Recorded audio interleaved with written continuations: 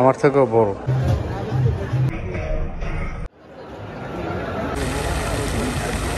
আসসালামু আলাইকুম গাইস, কেউ সবার কেমন আছেন? তো আমি অনেকদিন পর ভিডিও নিয়ে আসছি, কজ রিসেন্টলি অনেক ব্যস্ত ছিলাম, এর জন্য ভিডিও নিয়ে আসতে পারিনি। তো আমরা চলে যাচ্ছি হচ্ছে বাণিজ্য মেলা। তার আগে দেখতেছি প্রচুর পরিমাণে রাশ রোডে, তো যেভাবে হোক ওইখান থেকে বের হয়ে চলে আসছি বাণিজ্য মেলার এখানে। তো এখানে আসতে না আসতেই দেখলাম গেটের সামনে অনেকগুলা ঝিলিমিলি বেলুন রয়েছে, তো দেখতে বেশ ভালোই লাগতেছিল, বাট কেনা আর হয়নি। তো এরপর আমরা একটা টিকিট কাটে ভিতরে ঢুকে গেলাম। টিকিট হচ্ছে এখানে 50 টাকা করে, তো আমরা দুজন ছিলাম, তো 100 টাকা। তো এরপর আমরা আস্তে আস্তে ভিতরের দিকে চলে যাচ্ছি। তো এইটা হচ্ছে বাণিজ্য মেলার এন্ট্রি গেট থেকে ভিউটা আপনাদেরকে দেখানোর চেষ্টা করি।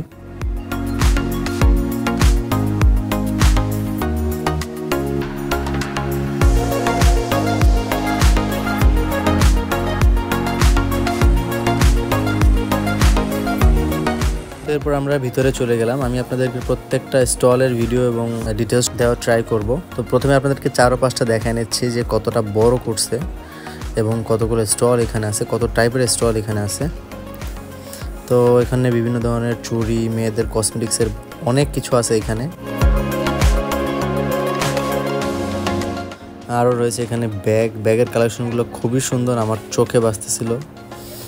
হ্যাঁ, তারপর হচ্ছে ছেলেদের জন্য ব্লেজার, আমার কাছে মোটামুটি লাগছে, এর জন্য বেশিক্ষণ না থেকে চলে আসছে ওইখান থেকে। এবং হোম ডেকোরের অনেক কিছু আছে এখানে, এবং শুজ এখানে বেশিরভাগ দেখলাম হচ্ছে ইন্ডিয়ান শুজ বলে বিক্রি করতেছে। এখন জানি না কতটুকু ইন্ডিয়ান, কিছু ছেলেবেলে আছে এরা ইন্ডিয়ান হিন্দিতে কথা বলতেছে, তো এগুলো আপনাদেরকে বেশি অ্যাট্রাক্ট করবে। যেমন এখানে ইন্ডিয়ান শুজ বলেই বিক্রি করতেছে 1700 টাকা ইন্ডিয়ান শুজ। তারপরে এখানে আছে হচ্ছে শাল, তুর্কিশ হয়, পাকিস্তানি হয়, এখন কোথা থেকে আসছে বলতে পারবো না। তো এখানে কিছু ইউনিক রিং আছে, but it's two costly, so আমার কাছে এর জন্য অতটা ভালো লাগে না, কজ একটা আন্টি 1000-1500 টাকা নেয়, সো নট ফেয়ার প্রাইসিং বলা যায় আর কি। তারপর চলে আসছি থাইল্যান্ডের ব্যাগ। এটা ইউনিক কালেকশন মনে হয়েছে আমার কাছে ওভারঅল, কজ এটার ডিজাইনগুলো খুব ইউনিক এবং মানে ভালো লাগার মতো। অবশ্যই প্রাইস জানি না সঠিক, বাট আমার কাছে লুকিং এবং দেখতে খুব ভালো লাগছে। এবং এখানে এই যে মাথার ক্লিপগুলো দেখতে পাচ্ছেন, এগুলোর প্রাইস একটু কস্টলি, 350-400 টাকা দাম। তো এখানে আরও অনেক কিছু আছে, আপনাদের মন মতো পছন্দের অনেক কিছু আছে, এখান থেকে নিতে পারবেন। এবং মেয়েদের জন্য 3 পিস, লেডিস আইটেম অনেক কিছু আছে, ভ্যারাইটিস। ফ্রি 3 পিসের রেঞ্জ অ্যাভারেজ 3000 টাকা থেকে 3500 টাকা যতটুকু দেখলাম। এরপর দেখলাম এখানে ওয়ালকারের কিছু শুজ ছিল, যেহেতু এরকম কোনো কিছু কেনার ইচ্ছে ছিল না তাই এর ভিতরে যায়নি। তো এরপর দেখলাম ইউনিক কিছু লাইট, দেখলাম এখানে লাইট সহকারে ফ্যান কম্বো, প্রাইস 1800 টাকার মতো ছিল, একটু লিটল বিট হাই মনে হয়েছে আমার কাছে প্রাইসটা। এরপর চলে আসছি হচ্ছে রামানের এখানে। রামানের প্রাইস অনেক হাই, 3 থেকে 400 টাকা নিচ্ছিল 4 পিসের জন্য। এরপর আমরা ওইখান থেকে বাইরের দিকে চলে আসছি, বাইরের স্টলগুলো দেখাবো। বাইরের স্টলগুলোতে আইটেম অনেক বেশি ছিল এবং একটা স্টল অনেক বড় আকারে ছিল, এবং কিছু ব্যাগের কালেকশন দেখলাম অনেক বেশি ছিল এখানে, এবং কিছু 3 পিস ছিল যেগুলো লো প্রাইজের ছিল, লো সেগমেন্টের কিছু 3 পিস ছিল এখানে।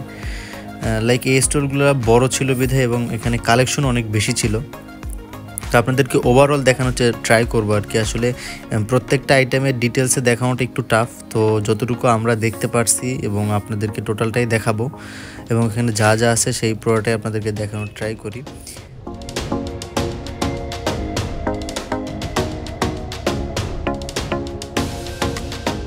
আশেপাশে মানুষ খুব কম ছিল, আমরা যে টাইমে আমরা গেছিলাম প্রায় 7টার দিকে, তো ওই টাইমে মানুষ অতটা ভিড় ছিল না। শুক্রবার দিন এবং শনিবার দিন প্রচণ্ড মানুষ হয়, সেই অনুযায়ী তারা ক্লোজিং টাইম বেশি রাখে। লাইক নর্মাল ডে এর ক্ষেত্রে আপনার ওপেনিং টাইম হচ্ছে গিয়ে 9টা পর্যন্ত, আর শুক্র শনির ক্ষেত্রে 10টা থেকে 11টা পর্যন্ত তারা স্টে করে এখানে। তো এখানে বেশ ঘোরাঘুরি করার পর আমাদের অনেক ক্ষুধা লাগছে। এখানে দেখলাম ঝটপটের একটা স্টল ছিল এবং তাদের প্রাইস রেঞ্জটাও অ্যাভারেজ ছিল। তো এখান থেকে আমরা নাস্তা করে ঠিক তার বার পাশের দিকেই দেখলাম শহীদ চত্বর, 2024-এ যে স্বাধীন হয়েছে সেই স্বাধীনের কিছু স্মৃতি, এবং ঠিক এর পাশেই দেখলাম সাবায় যাই হোক এটাই হবে।